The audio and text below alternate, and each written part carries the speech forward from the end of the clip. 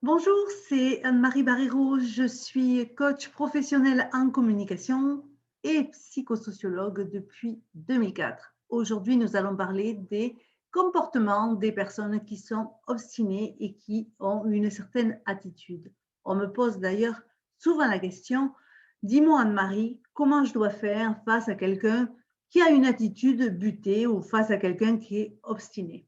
C'est vrai que c'est parfois difficile quand il s'agit de se faire entendre de quelqu'un qui nous semble sourd ou quand on a affaire à un mur, en fait.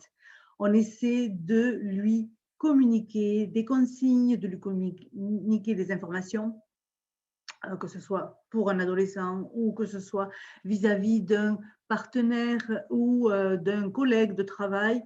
On veut faire passer un message et puis ce message ne passe pas comme on l'a souhaité.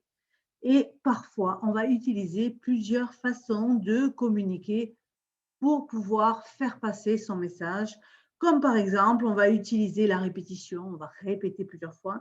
Et si vous êtes maman ou parent, vous savez que vous avez dû répéter combien de fois à vos adolescents ce qu'ils ce que vous vouliez leur faire passer, notamment concernant leur attitude vis-à-vis de l'ordinateur ou vis-à-vis de leur chambre ou vis-à-vis de leurs devoirs. Bon, bref, vous avez essayé plusieurs façons de répéter les choses. Mais si vous êtes aussi dans une équipe, eh bien, vous avez aussi remarqué que parfois il faut répéter à ses collaborateurs, à ses collègues, peu importe. Il faut répéter parce que le message n'est pas entendu comme vous aimeriez qu'il soit entendu.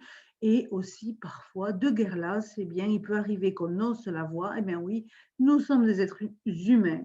Et parfois, on hausse la voix parce qu'on s'énerve de ne pas arriver à se faire comprendre et on va effectivement se mettre à crier. Ou alors, ce qui se passe aussi, de guerre lasse, on peut éviter la situation, c'est ce que j'appelle la stratégie de l'évitement. On va contourner le problème, on va faire comme s'il n'existait pas, on va le mettre sous le tapis. Et c'est certainement pas ce que je recommande parce que de toute façon, ça n'a pas le résultat escompté et ça a même l'effet inverse de celui recherché. J'ai observé dans ma clientèle depuis que j'accompagne les personnes que ce comportement d'obstination est souvent lié à des vécus. Vous savez, quand on vit des choses à l'intérieur de soi et que l'on a du mal à clarifier, que l'on a du mal à faire émerger, comme par exemple un vécu d'injustice ou un vécu de trahison ou un vécu comme la sensation de ne pas être écouté dans son point de vue, c'est-à-dire d'avoir affaire à des personnes qui manquent d'écoute à votre égard, on peut créer ce sentiment d'obstination, cette attitude d'être buté. L'autre chose aussi qui va créer une attitude d'obstination, c'est le fait de ne pas se sentir OK, de ne pas se sentir apprécié par les autres. Les autres, ça peut être ses frères et sœurs, ses collègues, ses parents, ses voisins, bref, le professeur, la professeure. Quand on a le sentiment de ne pas se sentir apprécié, de ne pas être OK comme il faut, eh bien là, on va donc se mettre dans une position d'obstination et on va donc bloquer tout processus, toute relation, on va bloquer le dialogue parce qu'on veut être écouté, être entendu, défendre une position qui est la sienne et qui a le droit d'exister. Et on ne peut pas. Et donc, cela conduit à ce que j'appelle moi une réaction de résistance. C'est-à-dire que beaucoup de personnes sont résistantes, non pas qu'elles soient obstinées, mais elles se mettent dans cette attitude d'obstination parce qu'elles ne se sentent pas entendues, tout simplement, dans les relations et elles ne se sentent pas appréciées comme elles sont. Alors évidemment, ça peut être dans les relations personnelles comme dans les relations professionnelles et ça peut véritablement bloquer la relation. Donc dans une famille, par exemple, bien, quand la relation est bloquée, il peut y avoir deux façons de réagir. Soit on ne se parle plus, soit par contre, quand on se parle, c'est assez agressif ou c'est assez colérique, on va dire. Et puis, dans la vie professionnelle, eh bien, ça peut conduire à des conflits dans un service ou ça peut conduire aussi à des malentendus qui sont larvés et qui font que les relations ne sont pas très bonnes. Et puis, effectivement, ça peut conduire au turnover ou au burn-out, bien évidemment. Donc, dans ma clientèle, j'ai beaucoup de personnes qui sont des professionnels, ce sont à la fois des entrepreneurs ou des chefs d'équipe, plutôt des femmes que j'accompagne et qui sont aussi des parents et qui ont affaire donc à ces comportements d'obstination et qui sont complètement démunis. Et je l'ai été aussi démunie, c'est-à-dire qu'à un moment donné, on ne sait pas comment faire dans cette situation où ça peut compromettre ce qu'on a mis en place, que ce soit un projet dans son équipe ou bien que ce soit une relation familiale, que ce soit un projet de famille. Pourtant, tous et toutes, en tout cas toutes les personnes que je rencontre, voudraient de la sérénité dans les relations, voudraient de la coopération dans les relations, voudraient de la confiance aussi dans les relations, voudraient avancer, voudraient se comprendre, voudraient faire cohésion, voudraient être ensemble, en fait, pour avoir plus de complicité dans les relations, si ce sont des relations personnelles, et dans les relations professionnelles, pour avoir une meilleure coopération, pour faire avancer les projets, pour faire avancer les processus. Personne n'a envie d'aller bosser avec la boule au ventre. Et pourtant, c'est ce qu'on voit souvent. Et souvent, ça vient de ce comportement d'obstination parce qu'on n'arrive pas à se comprendre. Donc, je voudrais vous parler aujourd'hui du cas de Gaëlle, qui est une maman professionnelle. Donc, elle travaille donc à temps plein dans une PME, puis elle est maman de 2 adolescents. Et elle me disait, alors que je l'accompagnais sur son projet professionnel, elle me disait qu'elle était épuisée de se confronter en permanence à ces 2 adolescents de 14 et 16 ans qui n'en font qu'à leur tête. C'est-à-dire quand elle part travailler, elle leur demande certaines choses et puis le soir, c'est exactement comme si elle n'avait rien dit. Donc, elle n'a pas d'impact sur ces adolescents et elle voudrait savoir comment justement faire face à ces comportements de tête têtu, me dit-elle. Et en fait, ça l'obsède de devoir gérer ça, de devoir gérer ses oppositions en permanence, surtout quand elle rentre du travail et elle a autre chose à penser puisqu'elle est vraiment, elle a un poste à responsabilité et elle est prise toute la journée là-dedans. Donc, comment on réagit face à un comportement d'obstination? Selon moi, et pour ceux et celles qui me connaissaient, vous savez que je suis psychosociologue et que j'ai une approche on va dire, globale de la situation, c'est on n'a pas le choix, selon moi, que de comprendre ce qui se passe avant de pouvoir agir. C'est-à-dire que ça ne sert à rien de donner des solutions. Là, si je vous donnais des solutions, ça ne servirait à rien parce que la solution, elle est propre à chaque situation qui est vécue, à chaque vécu, en fait. Donc, on n'a pas le choix que de comprendre le pourquoi ça se passe comme ça pour pouvoir ensuite passer au comment on la résout, cette situation d'incompréhension. Pourquoi les adolescents ont ce comportement d'obstination? Pourquoi ils sont têtus? Si vous êtes en équipe, pourquoi vos collaborateurs ont ce comportement d'obstination? On ne naît pas dans la vie obstiné ni têtu.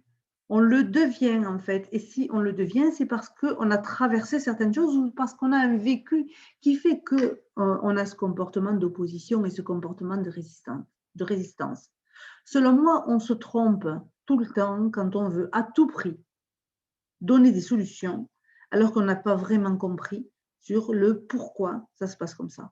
Et le pourquoi, cette étape du pourquoi, elle est selon moi beaucoup trop souvent négligée au profit, par exemple, de l'avertissement. Si tu continues comme ça, je vais t'enlever la play. Ou si tu continues comme ça, je vais te faire une mise à pied. Ou il y a un licenciement qui se profile. Ou je ne vais pas te garder au bout de ces 3 mois d'essai. Bref, l'avertissement, le licenciement, ça apporte beaucoup plus de tension dans une relation que de faire ce que je vais vous dire là, justement, dans ce cas précis, en fait. Parce que chacun veut la cohésion, veut créer l'entente, la confiance, mais ce n'est pas comme ça que ça se passe. Il est important aussi, avant de vous donner ces clés, quelques clés que je vais vous donner juste après, il est important aussi de comprendre qu'une personne, elle n'est pas obstinée, elle n'est pas têtue dans son identité, mais qu'elle a un comportement d'obstination. Hein. On ne naît pas obstiné, on le devient. C'est pour ça que c'est très important de porter son attention sur l'attitude et non pas sur la personne. À savoir que si le comportement d'obstination concerne vos enfants, mais en fait, regardez bien le comportement de l'identité, en fait. Et si ce comportement concerne un collaborateur, une collaboratrice, un partenaire, un client, bref, regardez aussi le comportement d'une part et la personne d'autre part. Hein. Donc ça, c'est très, très important. Donc là, je vais vous partager trois clés de résolution que vous pouvez mettre en pratique dès maintenant, justement, pour traverser ces comportements d'obstination. La première clé, c'est de prendre conscience, oui, que face à un comportement d'obstination, on s'obstine soi-même parce qu'on n'arrive pas à faire évoluer la personne. Ben oui, quand on n'arrive pas à faire évoluer la personne dans la compréhension de ce qu'on veut lui dire, hein, eh bien, on va s'obstiner à répéter les mêmes choses tout le temps. Donc, en fait, souvent, on accuse un comportement et souvent, on le pratique, ce comportement. On s'obstine soi-même à vouloir finalement faire évoluer la personne ou transmettre un message à la personne en face de vous. La deuxième chose, après cette prise de conscience, justement, c'est de mettre en place un entretien de face à face pour chercher la cause de l'obstination. Comme je vous disais, une personne n'est pas obstinée par hasard, il y a une cause. Et ça va être important d'aller la chercher. Donc cette cause, ça peut être tout simplement parce que la personne, elle n'a peut-être pas été entendue, que ce n'est pas la première fois qu'elle n'est pas écoutée et qu'elle a le sentiment de ne pas être considérée, par exemple. Et donc, elle va se mettre en comportement de résistance et d'opposition. Donc, si vous ne faites pas cet entretien de face à face, eh bien, vous ne connaîtrez pas la cause de l'obstination. D'accord? La troisième clé que j'ai envie de vous partager aujourd'hui, c'est d'être à l'écoute de son propre agacement afin qu'il ne brouille pas davantage le dialogue. Pourquoi? Parce que si on est agacé dans sa voix, si quelqu'un a un comportement d'obstination qui nous agace, on peut par retour, par ricochet, avoir une attitude, un ton de voix qui peut être par exemple agressif ou qui peut être assez vif ou qui peut être assez décevant. Et en fait, ça va se voir dans le message et ça va brouiller le message davantage, ce qui fait qu'on va pas être très très clair avec l'autre personne de qui on veut connaître le comportement d'obstination. Être à l'écoute de son propre agacement, c'est être à l'écoute de ses émotions et c'est de voir que mon émotion est partie prenante de la situation, c'est-à-dire qu'elle vient brouiller le message encore plus. Donc, si j'ai une émotion, cette émotion va venir brouiller le message. Très important de prendre conscience de ça. Donc, Gaëlle, cette maman de 2 ados imparfaites, c'est ce qu'elle a fait. Elle a tout d'abord compris qu'elle s'obstinait à avoir le même dialogue avec ses adolescents et qu'elle devait absolument changer sa manière de leur parler. Et c'est ce qu'on a vu ensemble. Deuxièmement, elle a utilisé l'entretien, enfin en tout cas, elle a pris ses adolescents à part et puis elle a abordé avec eux les raisons de cette obstination qui venait donc en fait d'une dispute qui avait eu lieu à un moment donné dans la famille et cette dispute n'avait jamais été réglée entre les deux ados qui vivaient une situation d'injustice. Et du fait, ils s'étaient mis en situation d'opposition. Donc, leur faire verbaliser ça, ça a énormément ouvert le dialogue.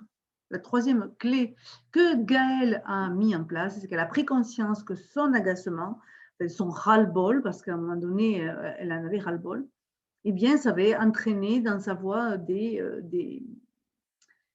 formes de dialogue qui pouvaient heurter ces ados et ça créait un climat qui était peu propice à la recherche de solutions.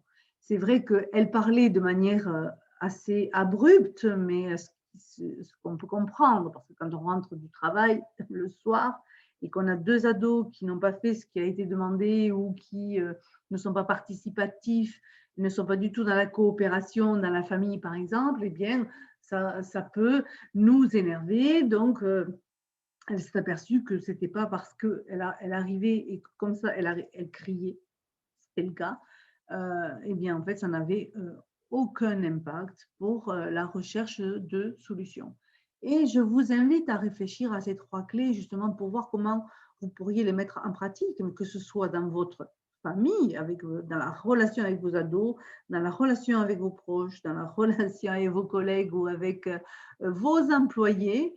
Donc, si cela vous arrive, vous pouvez déjà essayer de faire ces trois clés pour pouvoir ouvrir un dialogue et créer un climat favorable qui vous permettra déjà de clarifier les raisons du blocage. Une fois que vous avez clarifié les raisons du blocage, eh bien, vous pouvez trouver des solutions ensemble. Donc, si vous êtes confronté à ces situations d'opposition, vous pouvez bien évidemment me contacter afin que je vous aide à les clarifier ensemble.